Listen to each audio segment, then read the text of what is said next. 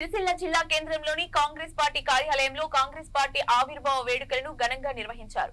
జిల్లా కాంగ్రెస్ అధ్యక్షుడు సంగీతం శ్రీనివాస్ జెండాను ఆవిష్కరించగా ముఖ్య అతిథిగా ప్రభుత్వ విప్ ఆది శ్రీనివాసులు పాల్గొన్నారు. ఈ సందర్భంగా ప్రజలందరికీ కాంగ్రెస్ పార్టీ 140వ ఆవిర్భావ దినోత్సవ శుభాకాంక్షలు తెలిపారు. ఆనాడు గాంధీ నేతృత్వంలో స్వతంత్ర ఉద్యమంలో కాంగ్రెస్ పార్టీ అనేక కార్యక్రమాలు చేపట్టిందని, జవహర్లాల్ నెహ్రూ, ఇందిరాగాంధీ, రాజీవ్ గాంధీ, మన్మోహన్ సింగ్ భారత ప్రధానిగా దేశాన్ని అభివృద్ధి పథంలో నడిపించారని అన్నారు. గ్రామంలోని ప్రతి పేద ఇంటికి సంక్షేమ పథకాలు కేవలం కాంగ్రెస్ పార్టీ ప్రభుత్వంలో మాత్రమే అందాయని, 10 సంవత్సరాల బీజేపీ పాలనలో దేశంలో కులాల మతాల ప్రతిపదికన పాలన సాగుతోందని అన్నారు. పేద ప్రజల ఉపాధి కోసం ప్రారంభించిన పథకాలకు మహాత్మా గాంధీ పార్టీ పేరును తొలగిస్తుందన్నారు. పేరు తొలగించినంత మాత్రాన ప్రజల నుంచి గాంధీని దూరం చేయలేరని అన్నారు.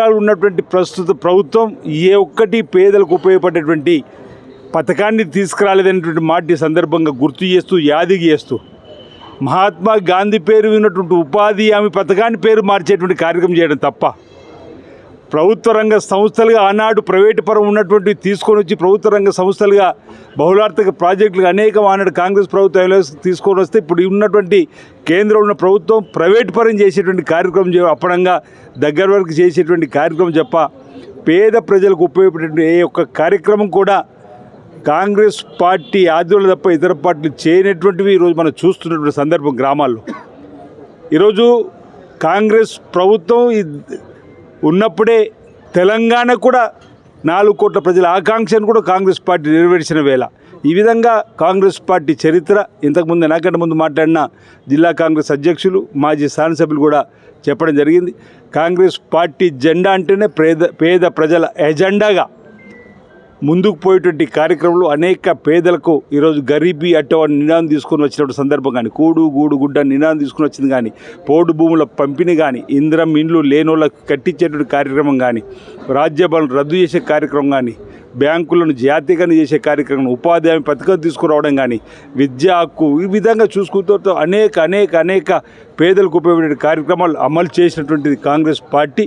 అలాంటి పార్టీ 140 సంవత్సరాలు ఆవిర్భావ దినోత్సవం జరుపుకుంటున్న వేళ రాబో రోజుల్లో ఈ దేశాన్ని మరింత అగ్రగామి దేశంగా దూసుకొని వెళ్ళేటువంటి క్రమంలో కాంగ్రెస్ పార్టీ పాత్ర ఉంటుంది. పేద ప్రజలకు అండగా నిలబడుతుంది. ఎక్కడ ప్రజలకు అన్యాయం జరిగినా అక్కడ ఈ కాంగ్రెస్ పార్టీ జెండా నిలబడుతుంది, వారికి అండగా అని చెప్పిన మాట సందర్భంగా నేను తెలియజేస్తూ ఈరోజు రాజన్న సిరిసిల్ల జిల్లాలో జిల్లా కాంగ్రెస్ కమిటీ అధ్యక్షుని ఆధ్వర్యంలో ఈ జెండా కార్యక్రమాన్ని ఇప్పుడు పార్టీ పథకాన్ని ఆవిష్కరించుకోని కార్యక్రమం జరిగిన సందర్భంగా మరి ప్రతి ఒక్కరు కూడా ధన్యవాదాలు తెలియజేస్తూ ఉన్నా. ప్రజలందరికీ కూడా శుభాకాంక్షలు తెలియజేస్తా ఉన్నాను.